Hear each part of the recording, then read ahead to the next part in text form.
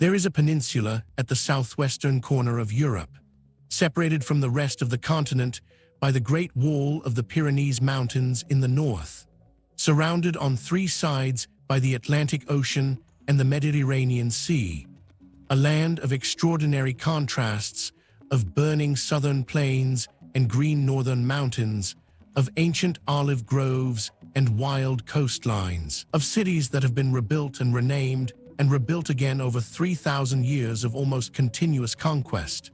The ancient Greeks called it Iberia, the Romans called it Hispania, the world calls it Spain, and the history of Spain is unlike the history of almost any other country on earth. It is a history of layering, layer upon layer of civilizations, religions, languages, and cultures, each one arriving, conquering, building something magnificent, and then being swept away by the next wave.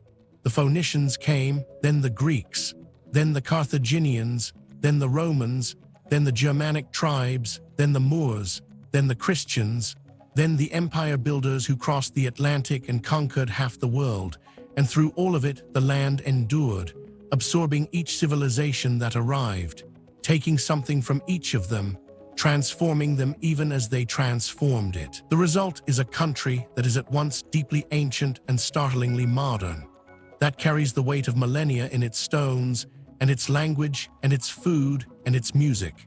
This is the story of Spain, and it begins at the beginning.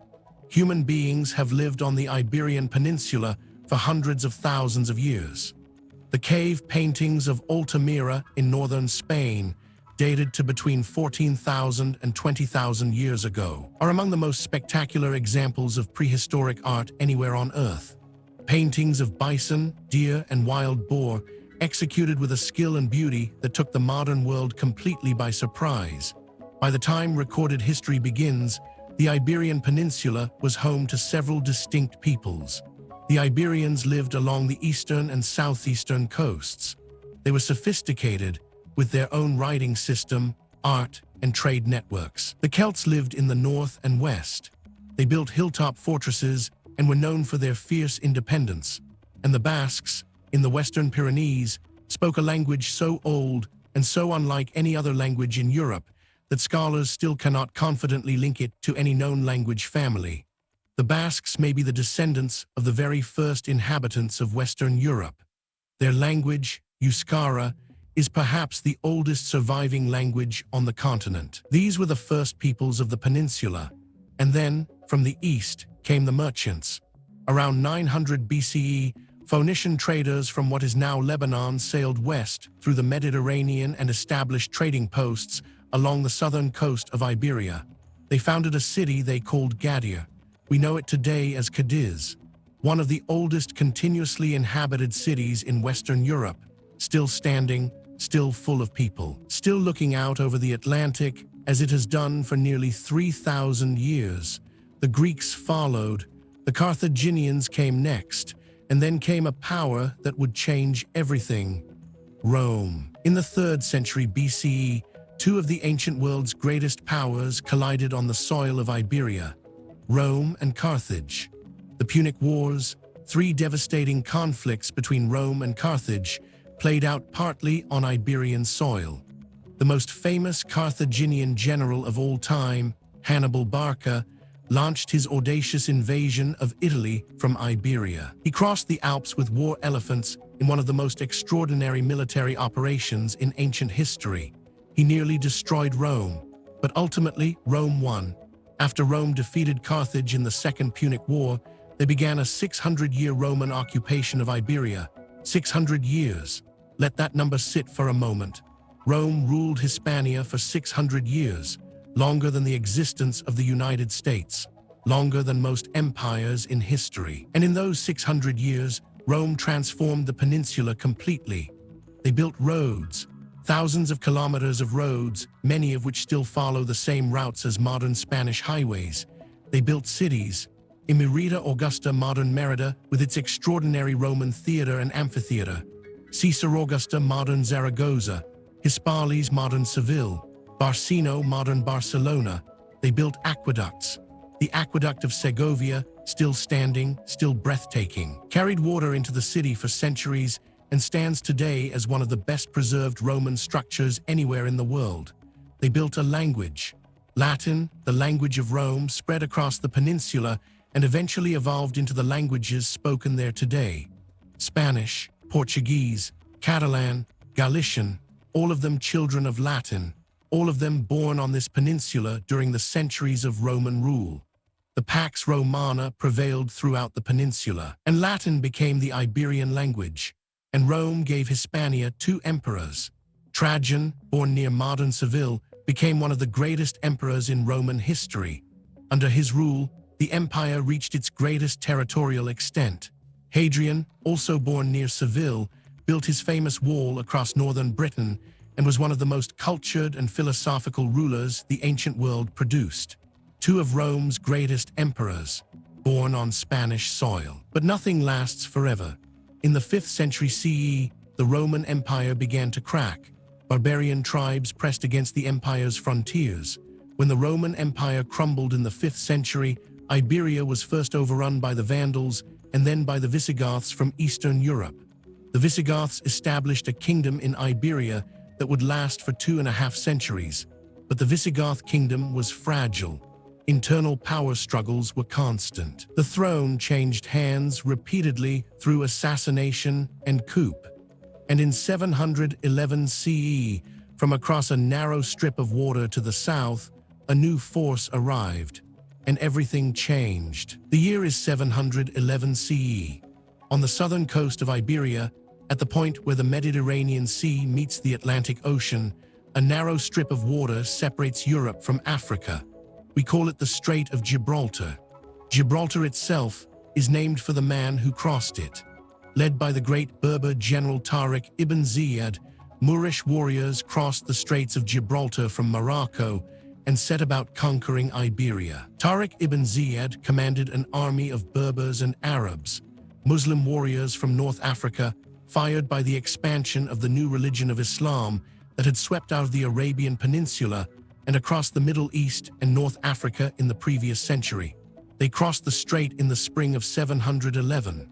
Within 7 years, they controlled almost the entire Iberian Peninsula. The Visigoth kingdom collapsed almost immediately. Only in the far north, in the rugged mountains of Asturias, did a small group of Christian warriors hold out. The rest of Iberia became Al-Andalus, and what happened in Al-Andalus over the next 700 years was one of the most remarkable civilizational achievements in human history. Moorish Spain grew to become a major center of art, culture, literature, and science. In fact, Spain was the most cosmopolitan and advanced region in Western Europe during the Middle Ages, at a time when most of Christian Europe was living in the relative darkness of the early medieval period. Al-Andalus was a beacon. The city of Cordoba became the capital of Al-Andalus. At its height in the 10th century, Cordoba was the largest and most sophisticated city in all of Europe. Its population exceeded 500,000 people, larger than any city in Christian Europe at the time. It had paved streets, street lighting, running water, a sewer system, hundreds of public baths. It had a library with over 400,000 volumes. At a time when most Christian monasteries in Europe had libraries of perhaps a few hundred books. The Great Mosque of Cordoba, begun in the 8th century and expanded repeatedly over the following 2 centuries, was one of the most beautiful buildings in the world. Its forest of columns, its striped arches of red and white stone, its play of light and shadow. It remains one of the architectural masterpieces of human civilization. Muslim scholars in Al-Andalus translated the works of ancient Greek philosophers, preserving knowledge that might otherwise have been lost forever. Al-Andalus also gave us words. Hundreds of English and Spanish words have Arabic roots, absorbed during the centuries of Moorish presence.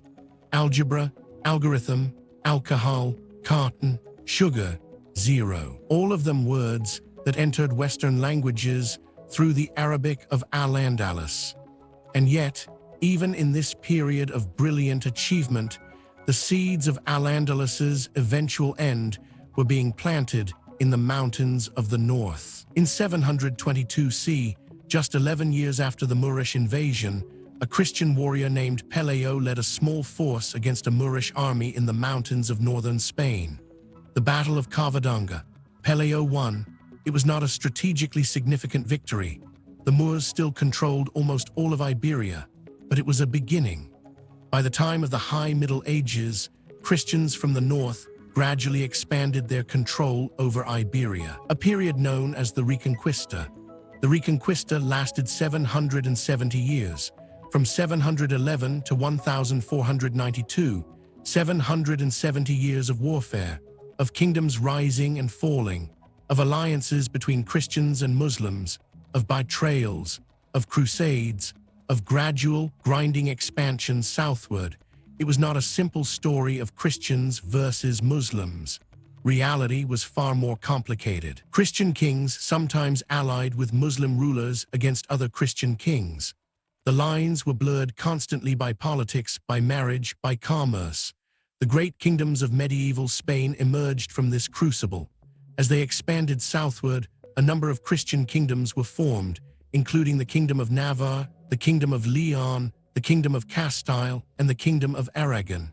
Toledo fell to the Christians in 1085, a great prize, a city of magnificent learning, of libraries, of architectural wonders. The city where for the following 2 centuries, Christian, Muslim, and Jewish scholars worked side by side, translating the accumulated wisdom of the ancient and Islamic worlds into Latin.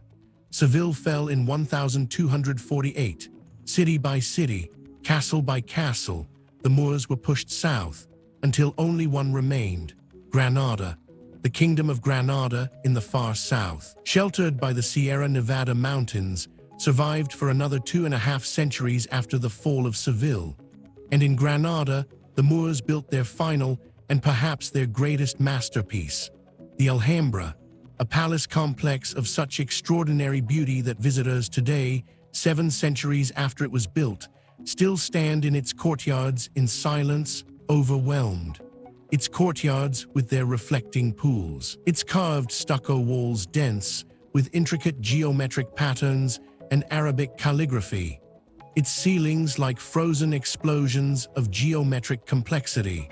The Alhambra is the last great monument of Al-Andalus, and it was here, in Granada, that the story of the Reconquista reached its dramatic conclusion. The year 1492 is perhaps the most consequential single year in Spanish history. In that one year, 3 events occurred that would shape the modern world. The first happened on the 2nd of January, the fall of Granada, the last remnant of Al-Andalus, the end of the Reconquista. Mohammed XII, the last Moorish king of Granada, surrendered the keys of the Alhambra to the Catholic monarchs Ferdinand and Isabella. Legend says that as Boabdil rode away from Granada and reached a mountain pass from which he could see his city for the last time, he stopped and wept. The pass is still called El Suspiro del Moro, the sigh of the Moor. The second event came 2 months later. Ferdinand and Isabella ordered the expulsion of all Jews from Spain who refused to convert to Christianity. Estimates suggest between 150,000 and 200,000 Jews were expelled, one of the largest forced expulsions of a community in medieval history. The Sephardic Jews scattered across the Mediterranean world, to the Ottoman Empire, to North Africa, to the Americas. Many of them carried with them their language, a form of medieval Spanish called Ladino, which some Sephardic communities still speak today, 500 years later. The third event of 1492 is the one that most of the world knows. Queen Isabella sponsored the expedition of explorer Christopher Columbus. He discovers the New World. On the 12th of October 1492, Columbus and his crew, sailing under the flag of Castile, made landfall in the Caribbean. And what followed was the most rapid territorial expansion in human history. In the first half of the 16th century, Balboa discovered the Pacific Ocean, Cortes seized Mexico for Spain, Pizarro took Peru, and a Spanish ship circumnavigated the globe. The Aztec Empire, one of the most powerful civilizations in the Americas, with a capital city larger than any in Europe, was conquered by Hernan Cortes with fewer than 600 men. The Inca Empire was conquered by Francisco Pizarro with even fewer. Silver from Potosi in Bolivia, discovered in 1545, the richest silver deposit ever found, poured into Spain in quantities that transformed the European economy. Charles V, grandson of Ferdinand and Isabella, was the most powerful prince in Europe. King of Spain and Naples, Holy Roman Emperor and Lord of Germany, Duke of Burgundy and the Netherlands, and ruler of the New World territories. One man, ruling Spain, the Americas, the Netherlands, parts of Italy and Germany. The sun, it was said, never set on the Spanish Empire. The problem with an empire built on silver is that the silver eventually runs out. And the problem with an empire built on religious uniformity, on the Inquisition, on the expulsion of Jews and Moors, on the crushing of dissent, is that it drives away the very people who make an economy work. The merchants, the craftsmen, the scholars, the financiers. Spain expelled or persecuted some of the most economically productive communities in its midst. The vast wealth from the Americas was not invested in productive enterprises. It was spent on wars, on maintaining the empire, on fighting the Protestant Reformation in Northern Europe. The Armada, the great fleet sent to invade England in 1588, was destroyed by storms and English ships, a blow to Spanish prestige from which the empire never fully recovered. The 17th century saw Spain gradually eclipsed by new powers: the Dutch, the English, the French. The 19th century brought further humiliation. Napoleon invaded. He placed his brother Joseph on the Spanish throne.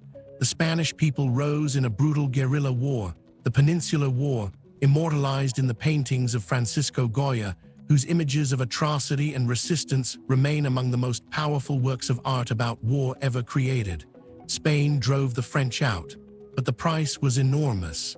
And then, across the Atlantic, the colonies began to rebel. The Spanish-American Wars of Independence began in 1808. By 1833, the majority of the Spanish territories in America had gained their independence. Mexico, Colombia, Venezuela, Argentina, Chile, Peru. One by one, the great empire that Columbus's voyage had made possible unraveled. In 1898, Spain lost its last major colonies. Cuba, Puerto Rico, the Philippines, taken by the United States after the Spanish-American War. The empire was gone. Spain, which had once been the most powerful country in the world, was now a poor, weakened, fractured nation, struggling to find its place in a world that had moved on without it. And worse was coming. The 20th century opened with Spain in crisis, political instability, regional tensions, a monarchy that could not hold the country together, a working class that was increasingly radicalized, a military that believed it had the right to intervene in politics. In 1931, King Alfonso XIII went into exile. Spain became a republic. The Second Republic tried to modernize the country, to separate church and state, to give land to the landless, to create a modern secular democracy. It pleased almost nobody. The conservative right, the church, the landowners, the military feared the changes. The radical left thought they did not go far enough. Spain fractured. And on the 17th of July 1936, a group of military generals launched a coup against the Republic. The coup did not succeed immediately. Half the country remained loyal to the Republic. Half rose with the generals. The result was the Spanish Civil War. Spain's Civil War from 1936 to 1939 was a brutal conflict between the leftist Republican government and the far-right nationalist forces led by Francisco Franco. Over 500,000 people were killed during the war. Tens of thousands more were executed during Franco's post-war repression. It was not just a Spanish war. It became a proxy conflict for the ideological struggles that were tearing Europe apart. Nazi Germany and Fascist Italy sent troops, planes, and weapons to Franco's nationalists. The Soviet Union sent aid to the Republic. Volunteers from across the world came to fight for the Republic in the international brigades. Ernest Hemingway wrote about it. George Orwell fought in it. Pablo Picasso painted perhaps the most famous painting about it. Guernica, an anguished black and white response to the bombing of a Basque village by German and Italian aircraft. The Republic lost. In April 1939, Francisco Franco became the dictator of Spain. He would rule for 36 years. His rule was characterized by severe political repression. Leftists, trade unionists, and intellectuals were jailed, executed, or forced into exile. Catalan, Basque, and Galician languages were banned in public life. A strict censorship regime ensured that only pro-Franco narratives were allowed. Franco's Spain was isolated, impoverished, but in the 1960s, something changed.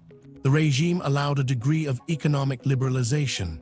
Tourism began to flow into Spain's sunny coasts. Foreign investment arrived. From 1959 to 1974, Spain had the next fastest economic growth rate after Japan. The boom was referred to as the Spanish miracle. Spain was modernizing economically, and underneath the surface, a generation was growing up that had not fought in the Civil War, that did not carry the wounds and hatreds of that conflict, that wanted something different. On the 20th of November 1975, Francisco Franco died. He was 82 years old, and the question that had terrified Spain for decades finally had to be answered. What comes next? What came next was something the world did not expect.